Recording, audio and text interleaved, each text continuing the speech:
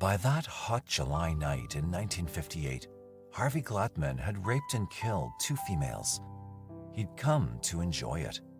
But now, since it had been 7 months since his last crime, and the police so far had not shown up at his door, he resolved he was overdue for a little more fun. He was ready, boiling. Tonight, he was going to take the life of another woman.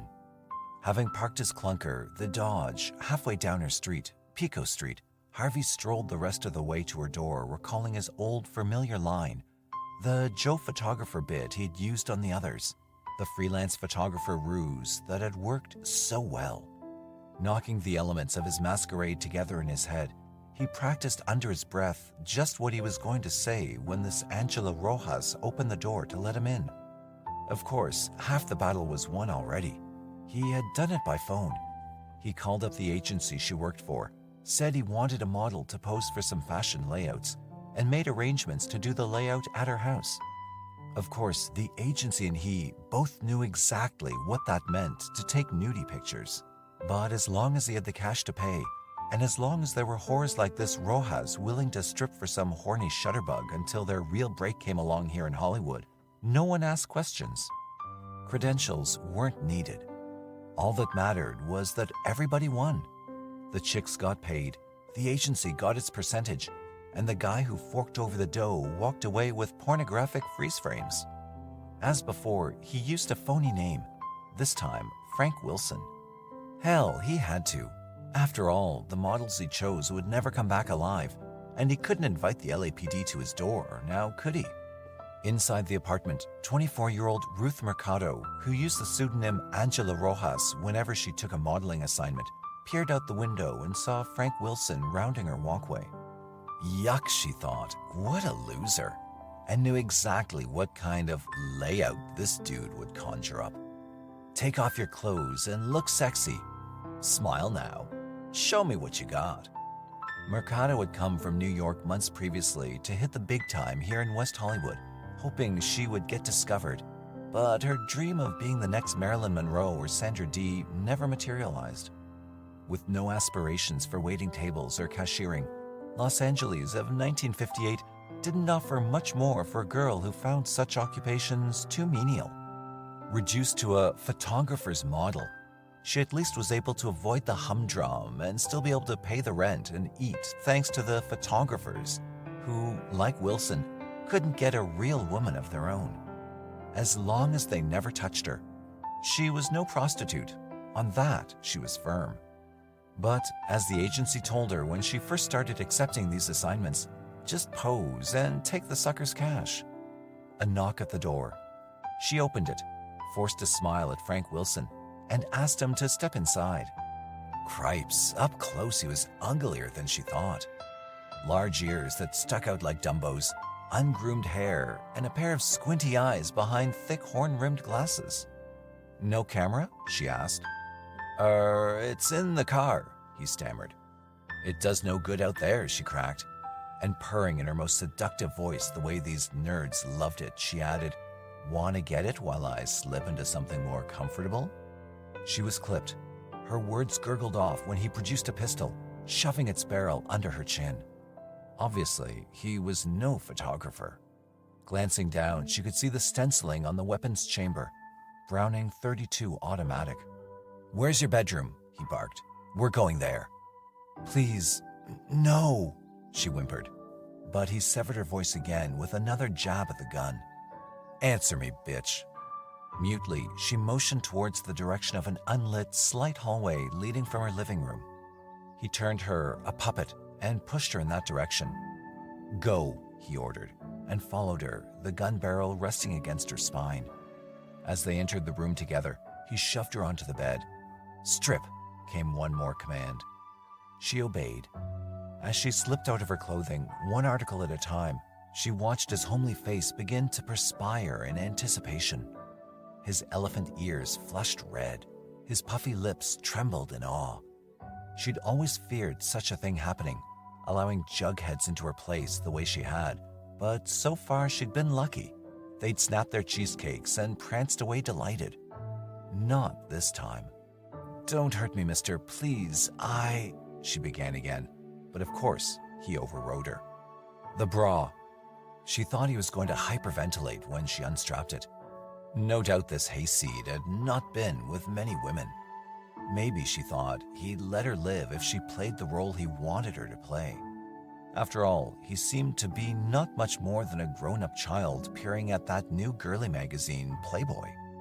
With a smile, pretending to enjoy what she was doing, she dropped the last of her undergarments to the floor. Naked now, she let his clammy hands caress her privates and tried not to shudder, much the less puke, as his nauseating touch experienced her.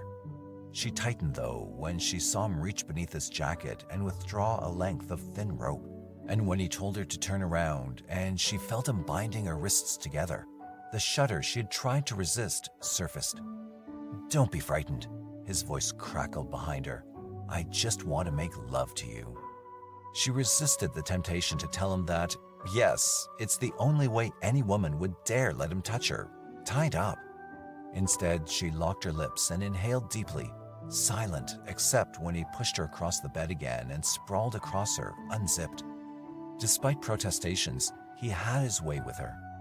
After a few moments of pleading in vain, she surrendered, and for the next hour, she turned herself over to this grunting, heaving disaster. For a while, he laid beside her, having finished with her. She didn't dare look at him, was afraid to, but she heard his breathing that still came in sporadic bursts. Somehow, he sounded undone. "I have an idea," he suddenly said, propping himself on his arm beside her. She jumped at the abrupt breaking of silence and looked at him for the first time since before her rape. He was chuckling like the naughty little boy she thought he was. "Let's go on a picnic." "I don't understand." She shook her head but dreaded to think what he really meant. "It's after midnight." "So, who says two people who just made love can't go on a nice romantic picnic at night?" He giggled and pulled her by her bound wrists to her feet. It hurt, but he disregarded her groans. "I'll untie you if you promise not to cry out or run." "I promise," she played it cool. "Good," he said as he unwound the rope. "Then get dressed." He handed her her panties, but only after reveling in their silken touch a while. Mercado dressed in a flash, not exactly sure what was in store for her. She didn't ask, only hoped that whatever it was, that she'd be able to walk away from this alive. In the meantime, her brain rushed to keep her panic down. From time to time, she even batted a wink in his direction. Watching her cover that body he had just enjoyed, Glatman, gun in hand, flopped back in the chair thinking, "Those fake smiles," he thought, "trying to butter me up."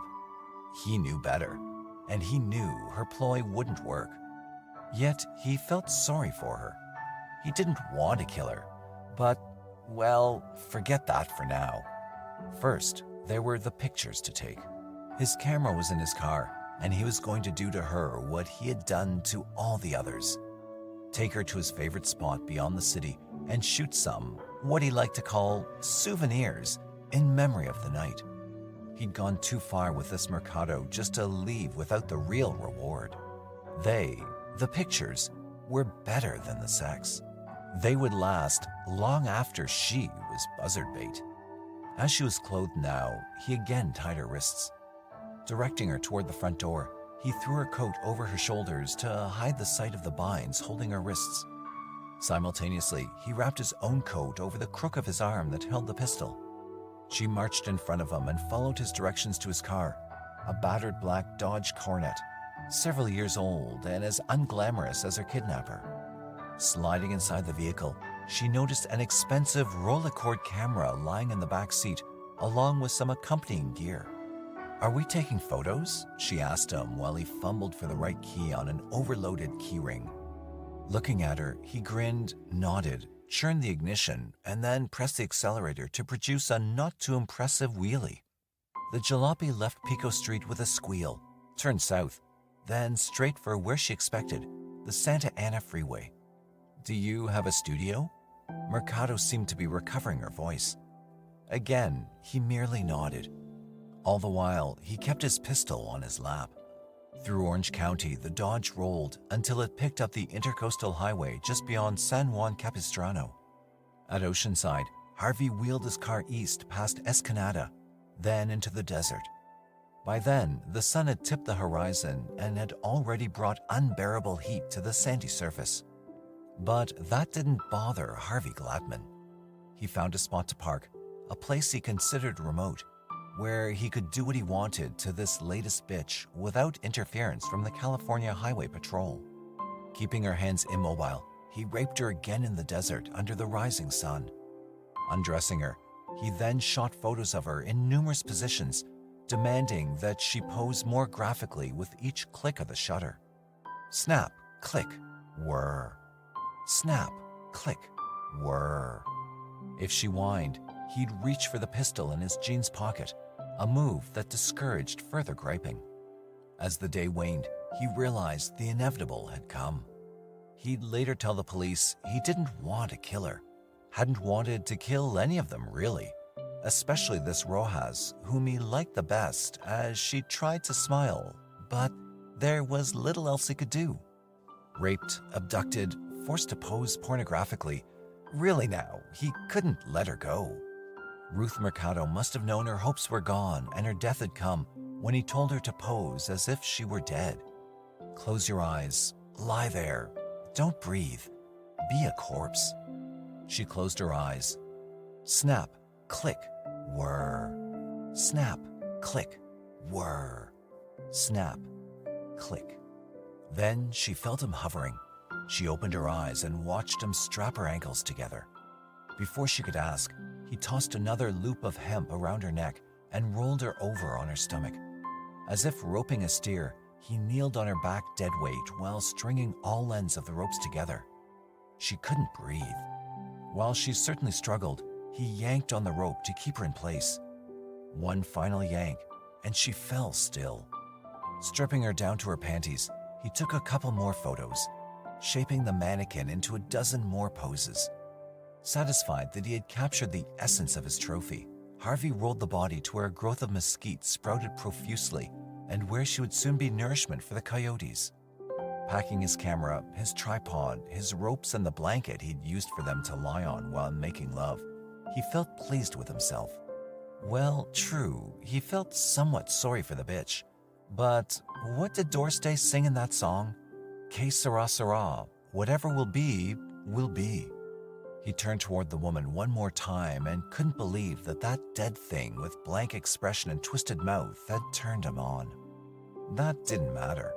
He was heading home now to his darkroom, where she was very much alive, frozen eternally alive on film. Of Harvey Glatman, serial killer expert and best-selling author Michael Newton writes, he was a pioneer of sorts. 9 years before author John Brophy coined the term serial murder, nearly 2 decades before FBI agent Robert Ressler dusted it off and made the tag a household word, Glatman was already plying his trade. Glatman never had a catchy nickname, but he has since then, but became the stuff of urban myth, a quintessential bogeyman. Rapist and killer, he was a complex nightmare of emotions on 2 feet, a helter-skelter of sexual frustration. The women he molested and destroyed, he feared and hated because they represented what he could not understand about himself and the world in which he moved. Void of self-comprehension and therefore self-expression, he saw everything as an abstract predominant with black shadow. There was no identity, and he had no identity except that everything translated in his brain as a Freudian piece of work. Everything was sexual. Overcome with sex and frightened as hell of his libido, he had no idea what he was doing in life or where he fit into its scheme. Females who tickled his male desires perplexed him because they threatened to remind him of his own confusion and his non-existence. They were his enemies. Unable to see the humanity in female form, women became mere fantasy toys he wished to understand and wished to conquer. Other men could, but not him. They might laugh at his ignorance. Therefore, violence was the only way to approach them. That way, they'd not laugh at him, and therefore they'd have to give in to him. And he could walk away afterwards, at least having proven to himself that he could claim some trophies in life, if only through force. First, there was the rape. the initial release of manhood encouraged by his victim's inability to fight back. Thanks to the rope. There were powers in the rope. His ropes became merely an extension of his arms, holding the world in place while he grabbed his piece of it, as a man should. Then there was the camera, which brought even greater pleasure because it recorded his conquests and reminded him of how far he could go with a woman, a length of rope, and some wile tossed in for good measure. Says Newton, the photos that resulted from a shoot allowed Glatman to relive the incident, elaborate the fantasy while masturbating. The camera also was a shield, something for Glatman to hide behind. It gave him distance, shrank the models to a manageable size, and let him steal, if not their souls, at least their sexuality. Agreeing with Newton that Glatman's strange fabric equals those of other, more famous murderers to come, such as the Boston Strangler, the Hillside Stranglers, and Ted Bundy, British author and crime historian Colin Wilson attests, to understand Harvey Glatman is to understand the basic psychology of the serial killer. It wasn't long after Ophelia gave birth to her son, Harvey Murray Glatman, in 1927, that she began to notice that his popcorn bag might contain a few too many unpopped kernels. Her husband, Albert, a milliner who spent most of his time running a shop in the heart of the Bronx's garment district, was a little slower to catch on, but he too began to notice something strange as the infant became a toddler, and the toddler lengthened into a skinny, sulking, indefinable boy. Mother Ophelia was sensitive to the child's mood swings and odd ways, but Albert, a believer in discipline as a fundamental to anything, took to spankings and assorted mild punishments as a means to calm his son's queer deportment. At first, Ophelia couldn't put her finger on what bothered her about baby Harvey. He just acted strangely. There was nothing definite except that he giggled when there was nothing to giggle about, and he cried over nothing. He showed little interest in anything. His attention span was zero, and he often wandered away in reverie. As he grew, he avoided company, including would-be friends. The parents' first indication that their kid definitely wasn't right came when he was 4 years old. Ophelia chanced upon Harvey in his room committing a crude form of sadomasochism. According to Ophelia, at his court trial in 1958, Harvey had tied a string around his penis, placed the loose end in a drawer, and then leaned back against the string. The parents decided to overlook the act as a quirk of an inquisitive, exploring child. If they reacted at all, it was with mild disapproval and moralizing, like the time his father caught him masturbating and warned him that masturbation causes acne. They had no idea that the string represented a neurosis of both punishment and self-chastisement that would grow to dangerous proportions. A rope would replace the string, and the rope would be his fixation. Says biographer Newton, the rope fetish would dog Glatman throughout his life and ultimately land him on death row. Little Harvey's problems were kept indoors for years. To the outside world, neighbors thought him merely shy and studious. To school teachers, he began his schooling in 1933. He was a well-behaved, quiet, very good student. In fact, he excelled in many subjects. Of friends, there were few, and these consisted of a small group of lunchtime playground buddies who knew him by name and shared a few moments of toss the ball. He was frightened of girls, and when in their company, grew wobbly-kneed and embarrassed. It didn't help that a few of them, and some boys too, ridiculed his overdeveloped ears and his buck teeth. Behind his back, and often to his face, they called him Chipmunk or Weasel. He never joined the others for after-school games. He ran home and played on his own. And it was sexual. And it involved a rope. Harvey's favorite pastime was tying a rope around his neck, looping the free end over a pipe or rafter, and yanking the rope with one hand while masturbating with the other. The strange feeling gave him a rush unlike anything else. As Michael Newton explains in his book, Rope, Harvey's sex game, variously known as autoerotic asphyxia, asphyxiophilia, or hypoxyphilippa, is not the same thing as masochism and involves self-induced strangulation or suffocation during masturbation. Gasping appears to be an ancient practice. Asphyxiation itself creates excitement and eventual euphoria. even without genital stimulation, due to the adrenaline produced when the human body perceives a life-threatening situation. How long Harvey had played the game isn't known. His parents discovered the bad habit around 1938 when their son was 11. The family had recently left New York and moved to Denver, Colorado to escape the teeming, dirty urbania of the Bronx. They'd been happy with Harvey's school grades there, and the fact that he seemed to adjust well to his new school, Sherman Elementary, and neighborhood. But then they came home one night after an evening shopping to find the boy's neck swollen and rope burned. Harvey confessed what he'd been doing. Naked girly pictures hidden under his bed and masturbation were one thing, but this alarmed them. When they sought consultation with the doctor, however, even the professional wrote off the erratic playtime as growing pains. Still, life teetered back to normal in the Glatman household, which really meant Harvey took more caution from that point on not to get caught by Ophelia and Albert. He continued to attend school regularly, and in school he was an achiever and entered junior high in 1939. As a teen, his adolescent fear of the female sex hadn't dissipated. A bad case of acne didn't help his confidence. He stammered in the presence of anything with pigtails in a higher voice, turned red, and felt inadequate. Yet they were magnetic, girls were. He longed to touch them. And the rope, his beloved tool, helped him achieve this fantasy. While being promoted at school, he also raised the level of his peculiar thrills after hours. Leaving the now tiresome solitude of a locked bathroom and bedroom at home, he sought a new excitement of breaking and entering private residences.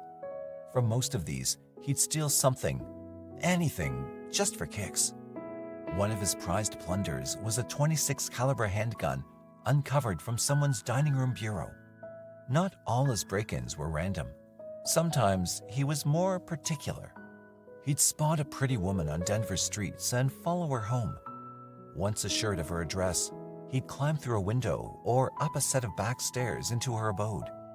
Once inside, he forced her to her bedroom where he secured her hands with a length of cord that he carried in his jacket everywhere he went. He also muzzled her mouth with a gag cloth. The gun brought the advantage. The cloth silenced her yelps, but the rope, he discovered, was the key to a new sensation. It pinned back the woman's flailing arms, allowing him the liberty to reach his fingers across a soft, curving body without interruption, to explore new mysteries and reach new peaks. The lady was at his mercy, as he would have been at the mercy of all those girls who had called him laughable names on the playground. Tying victims to a bed or a chair, he unbuttoned their blouses, loosened their skirts, and fondled their flesh, and simultaneously his own. Sometimes he made them lie down beside him and pretended that they enjoyed it as much as he did. He would not fully undress them, nor rape them, for the libido was fully satisfied just to crack the moral bell jar. But, best of all for the inadequate Harvey Glatman, the more he touched them, the more comfortable he became in their presence. After each molestation, he felt himself more like the man he wanted to be, and not like the loser in those newspaper ads promoting vitamins, the guy who gets sand kicked in his face by some muscle man. He practiced this ritual in spurts throughout high school. Noticing that he drifted home from school late on occasion, his parents believed him when he explained he had taken up some scholastic extracurricular activities. On May 18, 1945, he grew careless. Police caught him in the act of breaking into the Vrain Street apartment window of Elma Hamoum. In his pockets, they found a length of rope and a .25 caliber pistol. Under interrogation that evening, he confessed to a number of burglaries, but conveniently left out those that had involved forced sex. He hadn't learned his lesson. Less than a month later, while awaiting trial for the burglary offense, he abducted well-built Noreen Laurel from her neighborhood and, after binding her, drove her out of town to Sunshine Canyon. There, he repeated his routine performance of show and touch, but no rape, before returning her to Denver well before dawn. She went straight to the police station where, from a book of mugshots, she identified him. He was rearrested, and this time, no bail pending. Held behind bars until his trial in November, he was at that time sentenced to a year in Colorado State Prison. He was 17 years old. Harvey Glatman served 8 months of his 12-month sentence before being paroled from Colorado State Prison. He walked out the gates on July 27, 1946. One of the first things his mother did was bring him to a psychiatrist as a means to ward off further rash acts, such as the ones that sent her boy to the calaboose. The doctor recommended that Harvey's problem was based on his abnormal fear of the opposite sex. Solution? Harvey would have to begin activities such as dancing that set him right in the midst of women to squelch that fear. Harvey listened well. He returned to his native New York State and partook of many activities that involved women. However, not the kind that the good professional had in mind. It had been Mother Ophelia's wish that Harvey leave Denver because of the black mark on him there. She earnestly believed that he could get a fresh start in a new climate among new faces, meet friendly people, get a job, and make something of himself. Leaving Albert at home for a few weeks, Ophelia escorted her son to and set him up in a tidy little flat in Yonkers. She even stood by as he got a job in a television repair store. He'd learned the trade in prison workshop and could now put that knowledge to good use, she told him. Convinced that Harvey was on his way to a normal life, Ophelia returned to Denver. As for Harvey, once Mama was gone, he set out to the streets in search of excitement. Not taking the chance to try to procure a gun, since possession of one would send him back to prison for a long, long time, he instead bought a cap gun from a 5 and dime that he thought looked authentic enough to pass for real. The pocket knife he carried, though, was not a toy. And the rope, of course, too, that was the best-made hemp, guaranteed not to slip. There was no imitating the embracing powers of real hemp. Around midnight of August 27, 1946, lovers Thomas Starrow and Doris Thorne were approached by a man they later described as being a bit shorter than 6 feet, 140 pounds, with messy hair, horn-rimmed glasses, large ears, and pockmarked face. The stranger, brandishing a pistol, ordered the couple off the sidewalk and into the darkness under a grove of trees. Removing Starrow's wallet from his trousers, he tied his legs together and made him lie on the lawn. Turning to Thorne, he began touching her breasts, keeping her in place and quiet with the threat of the gun barrel at her abdomen. Immersed in the wonders of womanhood, Harvey failed to see that the boyfriend had worked himself free from the sloppily tied knot and was tiptoeing from behind. Starrow grabbed Harvey, but the latter wiggled free from his grasp, simultaneously producing his pocket knife. With a slash, he caught Starrow's shoulder, a cut that, even though not lethal, sent the other recoiling in terror. Harvey escaped into the umbrage. He didn't stop running until he was safe on the first train to Albany. Denver, Yonkers, Albany, it was all the same to Harvey Glatman. The place didn't matter, as long as it had women to caress. Renting a flat in his new town, he spent the next couple of days scouring the neighborhood around his flat on Commercial Street in preparation for more adventure. By August 22nd, he was ready. His first target in Albany was off-duty nurse Florence Hayden. Coming up behind her from the darkness of Main Avenue, he grabbed her purse straps and shoved her into an adjacent yard. Jostling her, he dug his gun barrel into her side and demanded that she remain quiet while he bound her wrists together. But as she told police later, "I realized he was using both his hands to tie the rope and no longer held the gun, so I wheeled around, pushed him hard, and screamed, but loud." The mugger absconded, Hayden said, more frightened than she. Not discouraged by his latest run of bad luck, Harvey determined to succeed when he took a stroll along Hollywood Avenue the following evening. For a while, the cupboard looked bare, as every woman he saw was with a male companion, and he had had enough with scrapping with muscular males after that Yonkers incident. His libido itching, he impulsively went after the only unescorted females he saw passing him on a deserted street corner, 2 women walking together, Evelyn Burge and Beverly Goldstein. But once he'd cornered them with his toy gun, he lost nerve. 2 women were too much. Mumbling, fumbling, he ordered them to turn over their pocketbooks, and after they obliged, he again mumbled, again fumbled before shrinking into the shadows. His crimes so far being small potatoes, the Albany Police Department nevertheless considered this phantom a danger. His modus operandi was striking at women, and that scared the bejesus out of Police Commissioner James Kerwin. Descriptions given to the authorities by Hayden, Burge, and Goldstein matched, so they knew it had been the same assailant in all cases. He had already attempted to sexually molest the nurse. Kerwin assembled his forces and commanded, "Get this clown." Patrolmen moved quickly. Within 2 days, they had Harvey Glatman in custody. 2 officers had spotted the suspect, matching the description to a T, following a woman down Western Avenue. Stopping him, they frisked him. In his pockets, they found a toy gun, a pocket knife, and a roll of rope. Scared, he confessed. Yonkers wanted him returned to face charges of assault on Thorne and Starrow, but the city of Albany was rejoicing in its professional squelching of this goon and flat out refused. 4 days after his arrest, Glatman was indicted at Albany's municipal court for the attack on Flo Hayden. Even though the other women did not file charges, the city DA knew that this Glatman, who had already done time in Colorado, was no spontaneous small-timer. Harvey suddenly faced a prison term in the big league category. Ophelia and Albert Glatman were stunned when they heard the bad news. All this time, they thought their son had reformed and was living clean, still in Yonkers. Ophelia rushed east to plead for leniency, but her tears won no results. In October, her and Harvey's fears materialized. Judge Earl Gallup, with prodding from the DA's office, hammered the gavel down on the 2-time loser. 5-10, he proclaimed. Harvey was going back up the river, this time to the rock pile. Because Harvey was not yet 21 years of age, Judge Gallup recommended that the convicted begin his term in Elmira, New York Reformatory, but in due course be committed to serve the remainder of his time at maximum security Sing Sing. Prisoner number 48337 spent nearly 2 years in Elmira.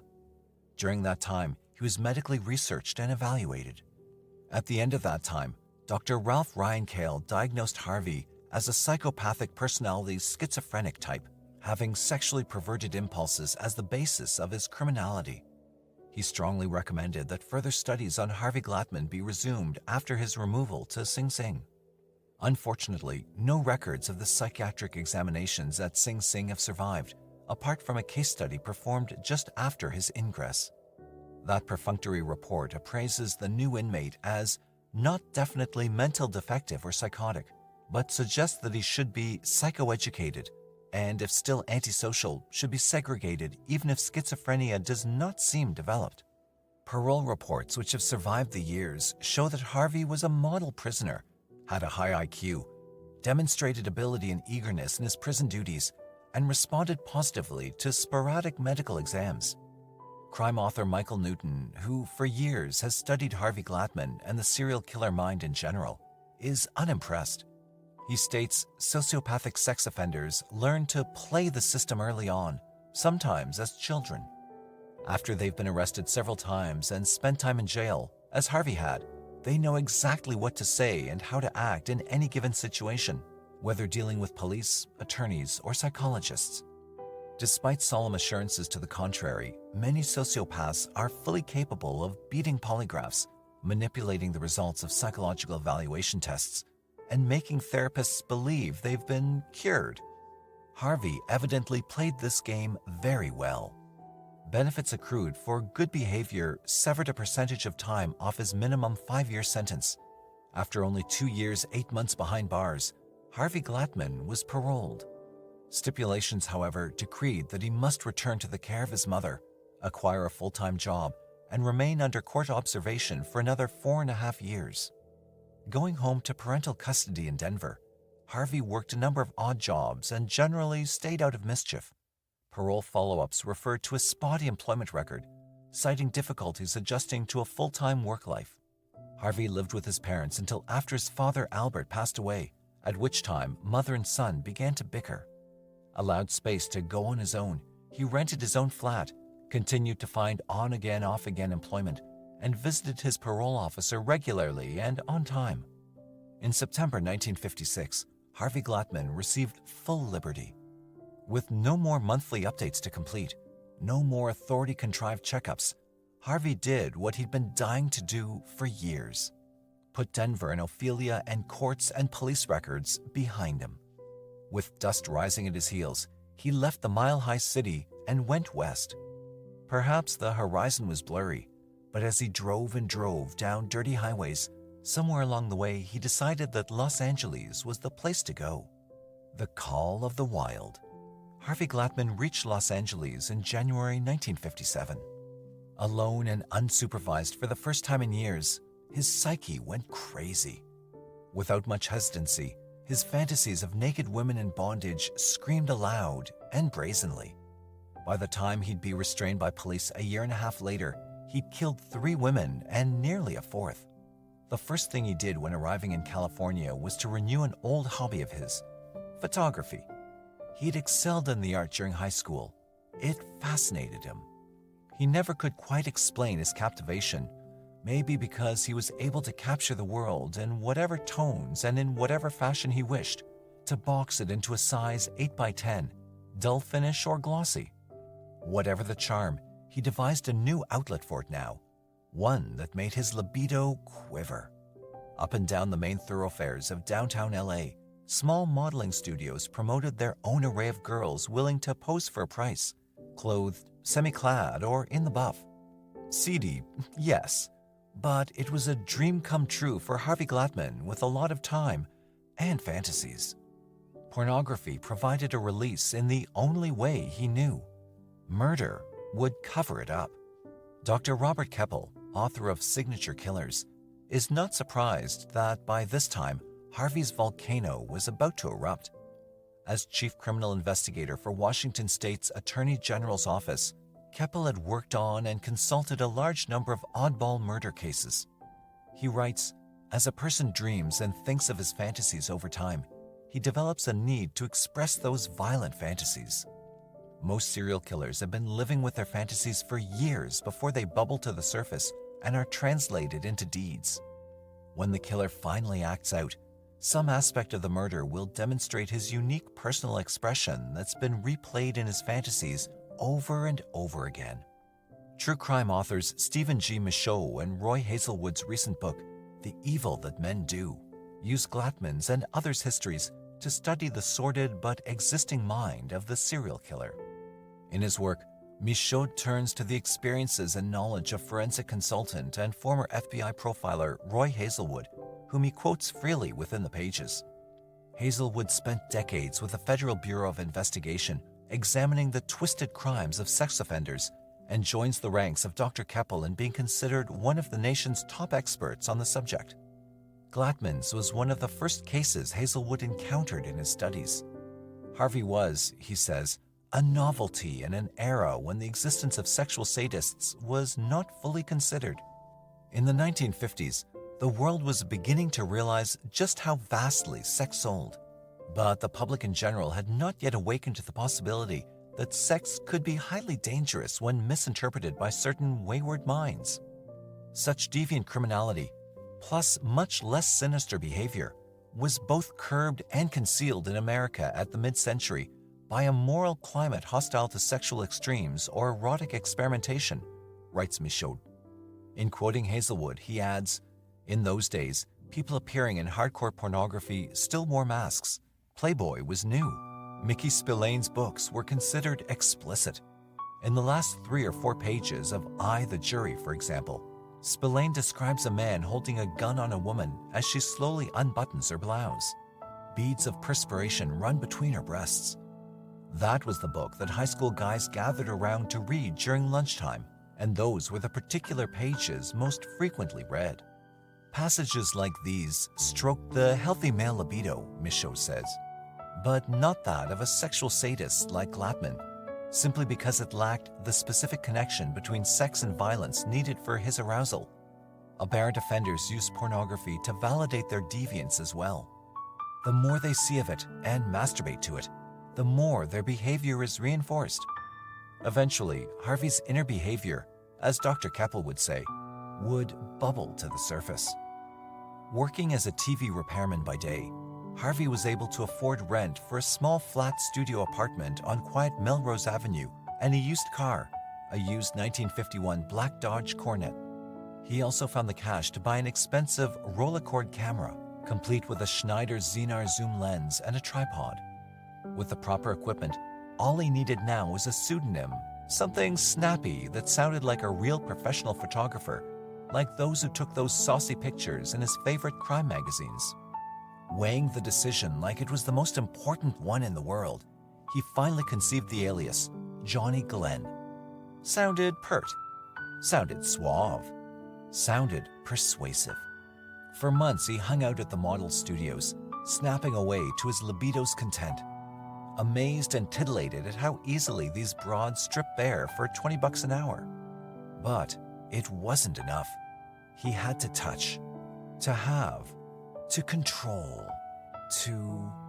His first victim was Judith Ann Dull, a 19-year-old wide-eyed baby doll divorcee, taking on whatever assignment she could get to pay for a lawyer in a child custody battle with her ex.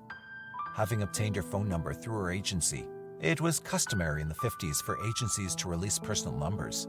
Harvey called Dull the morning of August 1, 1957, to explain that he had seen her model before and was interested in having her pose for a layout for a popular true crime magazine. It was a great opportunity, he stressed. Her line of business urged caution, but she thought he sounded nice enough over the telephone, and the fact that he agreed to do the shoot at her own apartment sounded convivial. She agreed to pose for him at 2 o'clock that afternoon. Wear a tight skirt and sweater, he directed, before hanging up. When he arrived at her Sweetser Avenue flat early, he asked her if she would mind posing at his studio instead. The lighting was better. Surveying the floppy-eared, bespectacled wimp, she tossed off all caution and followed him to his car. He drove her to his studio, actually his own apartment. Once inside, he explained that since the shots would accompany a story about bondage, he would have to illustrate by tying her up. If she had any doubts, the thought of $20 an hour overrode. She consented, throwing out her wrists as he bound them, sitting back in his armchair as he wrapped her ankles, and slinking back seductively this way and that way. When she was fully strapped and muzzled, he drew a .32 Browning automatic from his pocket. In 1957, California had no waiting period for firearm purchases, says author Michael Newton in Rope. No background checks, no pesky licenses. You didn't even have to show ID. It was a cash and carry business. Harvey had had the cash, and he carried. Waving the steel blue weapon under her chin, he untied her hands and ordered her to strip slowly as he snapped her in various poses, some bound, some free, all depicting her in the control of someone off-screen. Like a movie director, he barked out, "You're frightened. You're curious. Be scared, but be tempting. Lift a leg. Drop a strap. Snap, click, whir. Snap, click, whir." The poses varied and grew more erotic, more emphatic to Harvey's personal soul as the shoot progressed. In a chapter devoted to Glatman in his book Signature Killers, Robert D. Keppel, Ph.D., explains how Harvey's photographs were his personal signature of murder. Keppel finds Harvey's use of photography telling. His photos were more than souvenirs because, in Glatman's mind, they actually carried the power of his need for bondage and control. They showed the women in various poses, sitting up or lying down, hands always bound behind their backs, innocent looks on their faces, but with eyes wide with terror because they had guessed what was to come.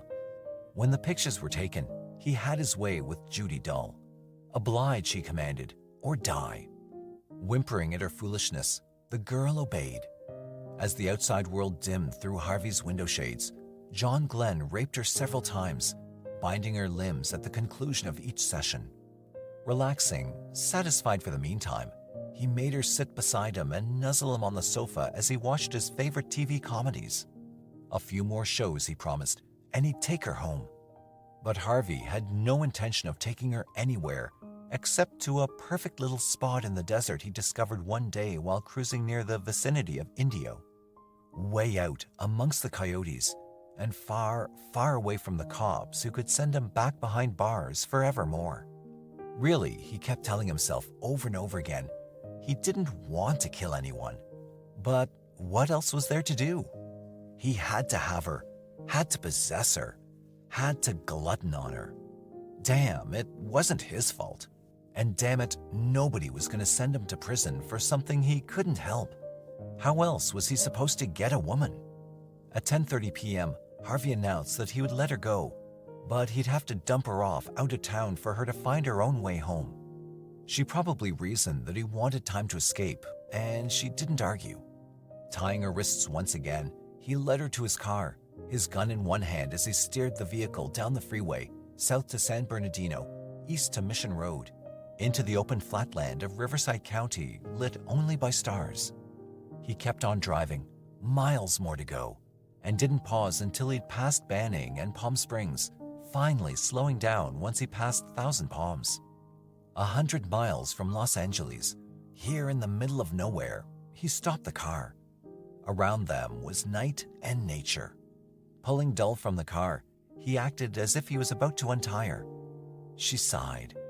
Then, in a single move, he lassoed her neck, shoved her to her knees, twirled her on her belly, and wrung the other loop of the cord around her ankles. Pulling up, her body snapped below him. A single groan, and she was dead. But Harvey needed a few more photos, by flash, something to remember his conquest. He molded dull like a clay figure, an arm here, an arm there, a leg spread, a knee turned this way, dead no matter how she was shaped. He wanted it to appear that way. Of the victim's death photos, Dr. Keppel adds, they were even more horrifying to police than the in-life ones because they revealed Glatman's true nature. They showed the ways the killer had positioned his victims, and the psychological depravity they evidenced was deeply revolting. That a human being could so reveal the depths of his own weakness and feelings of insignificance through photographs was something investigators had not seen before. 7 months later, Harvey met victim number 2. Shirley Ann Bridgeford, 24 years old, recently divorced and with 2 sons, joined the popular Patty Sullivan Lonely Hearts Club in LA, hoping to meet the right man. All she knew was that she didn't want someone like her first husband. She wasn't picky, having given up on Prince Charming, so when fellow member George Williams asked her out for a date on March 7, 1958, she accepted. Williams did not set her heart fluttering. His ears were so large and there was something, well, mousy about him, but she figured a date is a date and it beats sitting at home Saturday night. He promised to take her square dancing. At least it would be a night on the town and a free dinner. Harvey, as George Williams, showed up at the appointed time, 7:45 p.m., at her home on Tuxford Street, Sun Valley. Taken aback by a house full of company to greet him, he kept his cool and played the hopeful boyfriend to the hilt, complimenting the way Shirley looked and extending a "nice to meet you all" on his way out the door. Once in the car, he asked Bridgeford if she would mind not going dancing. He had a headache and preferred to take a drive in the country instead. Perhaps they could grab some dinner along the way. "Sure," she replied. "That sounded very nice." Driving south from Sun Valley, they stopped for dinner in Oceanside. Afterwards, they returned to the car where Harvey resumed a southward direction. If we believe his later statements, he'd not yet decided to rape and murder Shirley Bridgeford, Michael Newton reports in Rope. He kept on thinking of her 2 children, Harvey said, telling himself that Shirley was a different type than Judy Dull. She didn't strip and show her body off to strangers. Shirley was a nice girl. Still, her very presence in the car and the scent of her perfume incited Glatman. Harry knew what he was missing if he did not follow through. At last, the car edged into the foothills of looming Vallecito Mountains near Anza State Park. Harvey idled the car, letting it roll off the dirt road and several feet onto the dusty sand floor. Bridgeford looked at him quizzically. What omen she may have had crystallized sharply when she found the barrel of his .22 tucked between her breasts. "Undress," Harvey dictated. She begged not to, but he insisted, and when she was naked, he ravaged her. The rapes, the humiliation. Then he forced her onto the desert where he told her it was photo time. More pleas, more refusals from her abductor. He took photos of her dressed, and he took photos of her nude. He took photos in many positions, his ritual orderly and timed. Snap, click, whir. In the blackness, the flashbulbs popped, one after another, crazy little explosions catching crazy little scenes. Snap, click, whir. To be sure, he had usable products for all his trouble.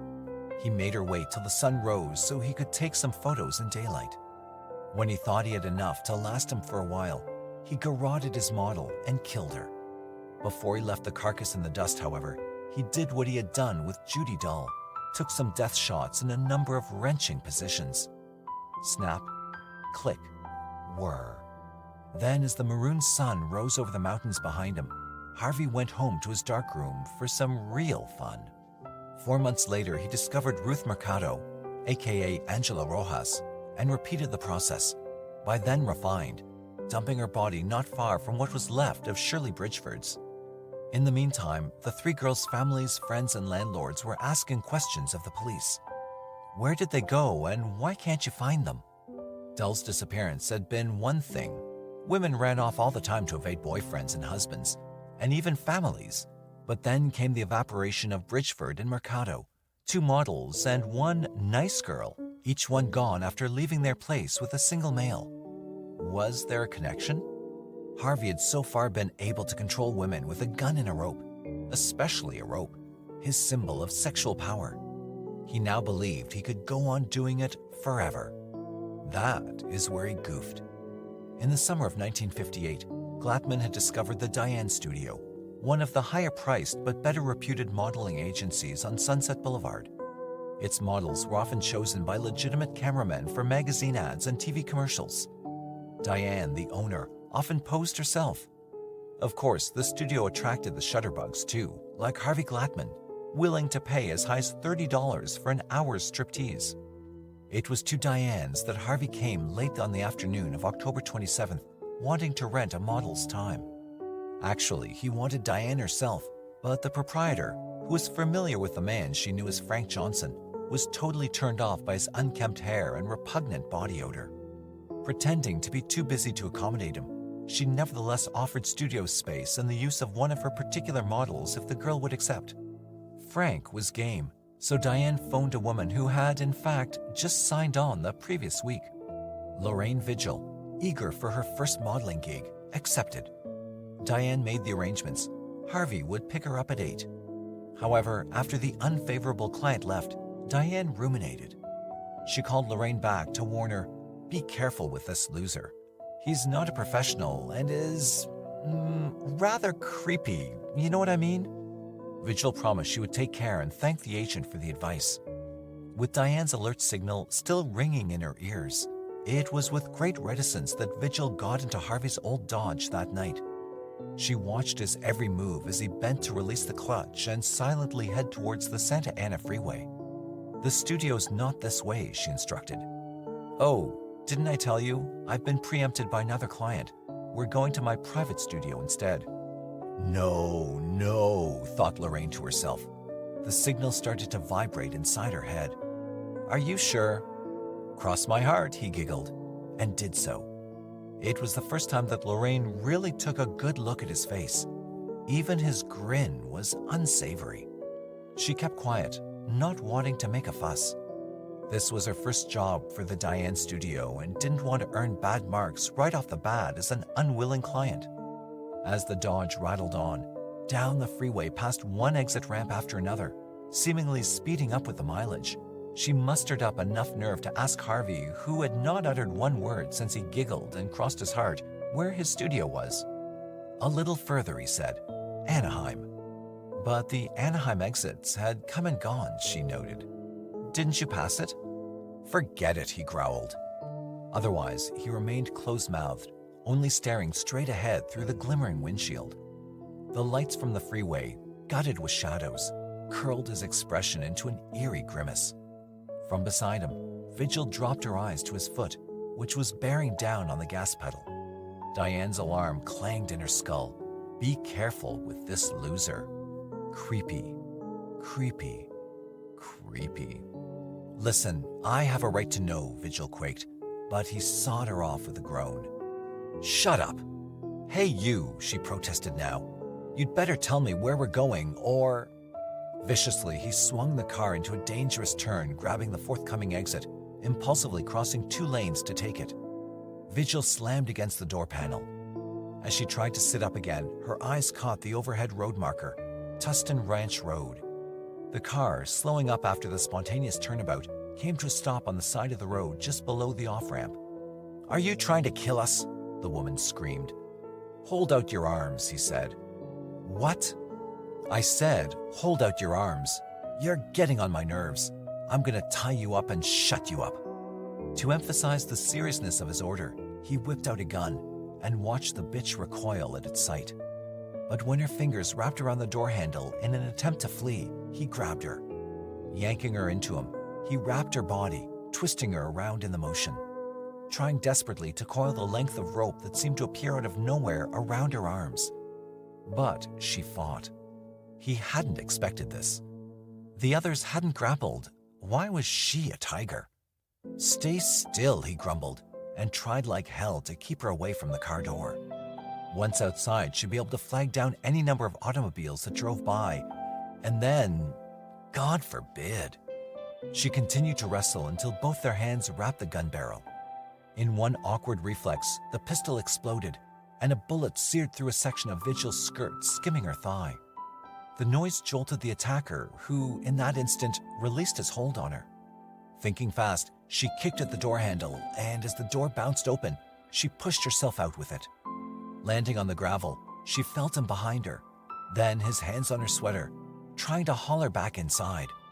Just as she felt herself being reeled in, the night lit up with a great glare of white that, as both scrappers paused, turned into two distinct headlights of a police sedan. Vigil ran to it and realized, for the first time, she still held onto her attacker's pistol. She dropped it before the two policemen emerging from the auto and fell at their feet sobbing. As for Harvey Glatman, he cowered beside his car, whimpering, mumbling something about it not being his fault. Highway Patrolman Tom Mulligan later testified he had a lunatic stare. "I'll never forget that wild look he had in his eyes." "Tell us, you SOB. Tell us what you know about those other girls." Harvey, exhausted after hours of grilling, attempted once again to lay his head on the briefing table. But one of the detectives yanked him back by the collar. "No shut-eye till you speak up, Harvey." Around him were four plainclothesmen, scowling, determined, hovering, smothering him, all representing various sectors of the local law enforcement bodies that had had enough of women disappearing from their midst. They'd gathered here in the Orange County Jail in Santa Ana to corner a rat. Sergeants Pierce Brooks and Elmer Jackson were there from the LAPD, gunning for information on Ruth Mercado and Shirley Bridgeford. Captain Jim Bradford and Detective John Lawton from the Sheriff's Office, insisting that he knew what happened to Judith Ann Dull. "You fit the description of the punk who took away Bridgeford," Brooks reminded him. "What the hell did you do to her? Where is she?" "And tell us where Judy Dull is, Harvey," Bradford urged. "You killed her.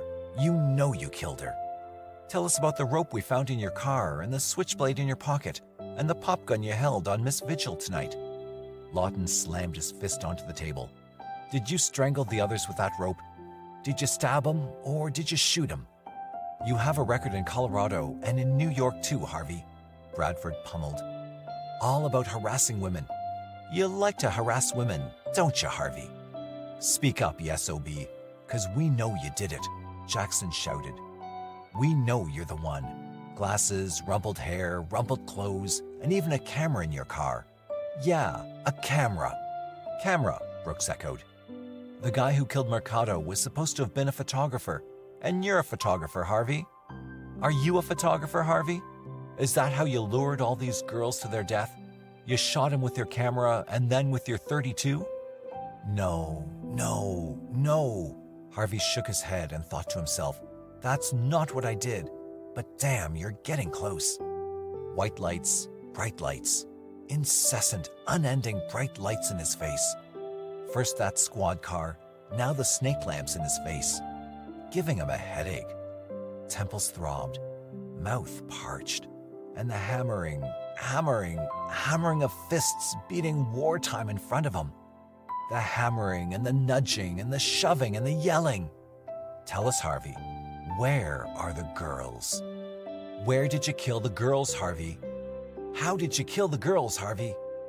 When did you kill the girls, Harvey?" "All right, I killed them all."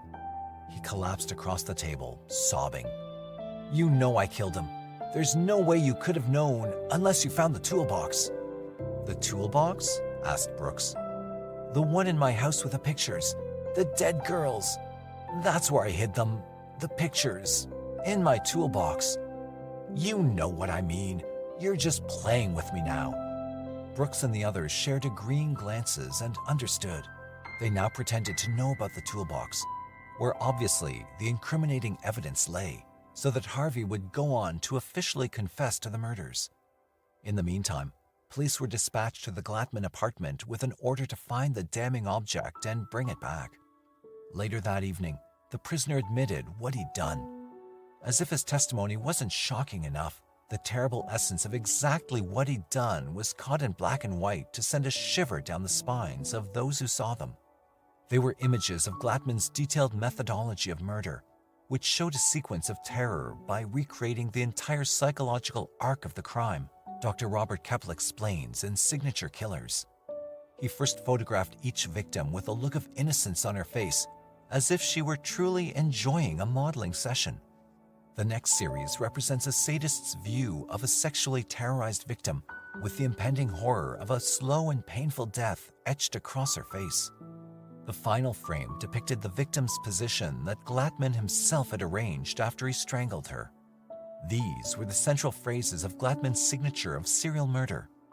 His only motive from the outset was to torture and murder, to punish them before and after death. As Harvey pioneered the field of serial killing, Sergeant Pierce Brooks of the LAPD pioneered the field in a scholastic way, laying the foundation of what would become the study of serial killers. Renowned subject scholar Dr. Robert D. Keppel, who in his book Signature Killers refers to the sergeant as his mentor, praises the groundwork done by the LAPD cop who, intrigued with what he saw in Glatman, was one of the first people to talk about catching repetitive killers by examining their behavior at crime scenes. Better says, Brooks was the first law enforcement officer to recognize how some killers left a reiterating signature or calling card at the scenes of their crimes. His documentation led to what in time became the FBI's VICAP program, which tracks subtle nuances left behind by such murderers. On that hot October night, though, Harvey Glatman was the only killer on Brooks's and his fellow officers' minds, for he provided enough of the macabre to keep the cops busy for quite some time. The night of his arrest, and after he confessed to murdering Dull, Bridgeford, and Mercado, Harvey was cuffed and hurried under armed patrol to the San Diego County Courthouse. But he was not immediately jailed. There was something the detectives wanted him to do first: lead them to where the bodies were abandoned. The DA saw the Glatman case as open and shut, but not a sure thing until the killer produced cadavers. Without his victims' remains, any reliable defense counsel could paint Harvey as just another wacko trying to make headlines. Finding what was left of the three women was a necessity, as gruesome as hard as it sounded, and there was no time like now for finding them. In the dark of the night, Harvey was packed away between a couple of detectives in one car and followed by several police in another, and called upon to serve as navigator. He led the caravan down what had been the last leg of his familiar route from LA, the San Diego Freeway to Escondido, then east on 78 to the desert, and San Velicido's foothills. Even through the shroud of night, Harvey knew the way like an old tar on habitual waters. First, he showed them where he'd raped and killed Shirley Bridgeford. A tan coat and scattered bones bathed by moonlight proved to the police he wasn't lying. Most of the skeleton had been chewed on or carried away by animals, but certainly there'd be enough there for the forensic team to identify Miss Bridgeford. Leaving a patrolman at the crime scene, the parade moved further down Vallecito Road until Harvey directed them to stop. Scouring the area to which Harvey pointed, the searchers finally came upon a skeleton, almost intact, with tufts of hair still clinging to the skull. Angela Rojas, Harvey intoned the name as he'd known her by. But the detectives knew she was really Ruth Mercado. By now it was daylight. After securing this spot, the detectives returned Harvey to town. When, on the following day, the murderer brought them to the site where he slew Judith Ann Dull, there was not much to find, surprisingly. Some shreds of clothing, nothing much more. But then investigators learned that many months previously, a skeleton of an unknown woman had been found at that locale by hikers. Forensic odontologists were now able to re-examine those bones, still on file, as well as examine the skeletal remains of the other two victims to make positive identification. On Monday, November 3rd, Harvey Glatman was officially arraigned in San Diego County. Here, his trial would take place, even though 3 other counties had wanted him badly. Orange County for the assault on Miss Vigil that occurred within its jurisdiction, Riverside County where Miss Dull had been killed, and Los Angeles County, claiming, rightfully so, that all of the victims had been abducted there. But, says author Newton, it finally came down to numbers, at least as far as San Diego County DA James Don Keller was concerned. His county had 2 corpses, compared to Riverside's 1. Once the arraignment was over, Keller assembled a task force prosecuting team to see that justice was served well on this mad dog. The mad dog was already yelping to be put out of his misery, and these men agreed that he should be obliged. They wanted a fair process of law, of course, but they wanted it to be done expediently. The team consisted of Keller and members of the San Diego County DA's office, as well as representatives from other counties and the city of Los Angeles. Included in this last were homicide detective LAPD Pierce Brooks. One of the things these men wanted and needed for legal prosecution was the history of each crime on tape as recorded by Harvey Glatman himself, how he killed the girls, and why. Harvey had already confessed and, in effect, surrendered his right to a trial. But for purpose of the prosecuting team's full understanding of what occurred, and most certainly for the purpose of studying a kind of mind the world had yet to realize, the recording was mandatory. Brought to a room in the county sheriff's building, Lieutenant Tom Isbell and Sergeant Robert Majors conducted the session. Explaining to the prisoner what they were doing and the reasons for it, they flicked on the machine. As a legal technicality, Majors prefaced the dialogue. Bending over the mic, he spoke, "Harvey, before you make any statement here that will be recorded on this tape, I would like you to know that everything you say is being recorded, and that everything you say here can be held against you in your prosecution for murder. Do you understand that?" Harvey nodded. "Yes, sir." Over the next 4 hours, Harvey addressed each murder at a time, as well as his planned murder of Lorraine Vigil, relating a story the likes of which the 2 other men in that room had never heard and may have called preposterous if they had seen it played out in a movie. He stated dates, addresses, deeds, and details in gory technicolor. He told how the idea of the killings seeded in his mind, how they grew. He confessed that he craved sex with the women, and when the sex was through, how he needed to kill them, all based on a sexual urge to control. When Harvey spoke, it was without drama or malevolence, or even regret. His speech was a monotone, even while it gushed the gruesome incidents of murder. Perhaps his attitude was, thought the detectives watching him, one of relief. Since his arrest, the prisoner had been begging for his death. Maybe he figured that this was his final testimony before the grave, the only way to get what he wanted now. There was only one person who felt sorry for the man whom the newspapers were calling the Lonely Hearts Killer. That was his mother, Ophelia.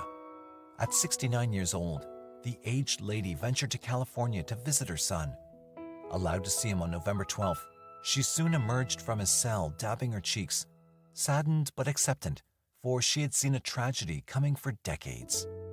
When surrounded by the press, she inadvertently gave the papers probably the most accurate observation of Harvey Glatman to date. He's not a vicious man, he's sick. Journalists devoured that new adaptation and spat out the anecdote and full human interest drama, The Sacrificing Mother stage front. That brought hope for attorney Willard Whittinghill, who'd been charged to represent Harvey. His strategy became the only viable one open to him to save his client from the gas chamber, to present Harvey as insane. This would mean that the defendant would have to undergo psychiatric examination by the county psychiatrist C.E. Lengyel. Harvey's attitude was careless. He wanted to die, but Whittinghill convinced him to endure the test. A mistake. What doubts there had been about the soundness of the culprit's mind collapsed under Lengyel's diagnosis. In summary of the report that the doctor filed on December 12th, it read, "This individual shows no evidence of a psychosis. He knows right from wrong. the nature and quality of his acts, and he can keep from doing wrong if he so desires.